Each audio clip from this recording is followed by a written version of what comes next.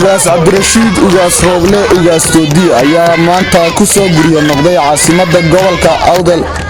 ee Boorama halkaasi oo ay ku soo dhaweeyeen bulshada qaybaheeda kala duwan sida haweenka carruurta iyo waayeelka ugaas Cabdirashiid ayaa socdaal dheer ku soo maray magaalooyinka Saylac iyo Loghaya gaar ahaan magaalada Saylac oo uu khudbad dheer ka jeediyay taasi oo uu sheegay in ay taariikh ahaan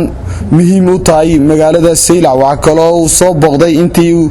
ku guda jiray tuulooyinka yaryar ee xiriirsan galbeedka magaalada Boorama sida Boon Gulujeed halkaasi oo uu ku nagaaday muddo dhowr saacadood ah haddaba maanta markii uu soo gaadhay magaalada Boorama ayaa waxaas aad u soo dhaweeyay dadweynaha ku dhaqan magaalada Boorama isla markaana taagnaa agagaarka wadooyinka iyaga oo lulaya caleemo qoyan safarka ugaas Cabdirashiid ugaas Rooble ugaas Toodi ayaa waxa uu qaatay muddo 5 cisho ah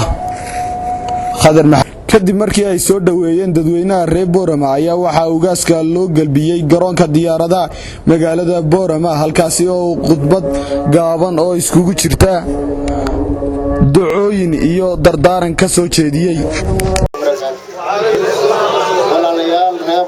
magaalada waa maalin magaalo aad u taariikh dheer leh oo taariikhdeedu mar hore xilliyo hore ay ahayd waa magaalo aad u nasiib badan oo dadkeenii madaxdeeniiba halkan lagu caleema saaray 1985 halkan baa lagu caleema saaray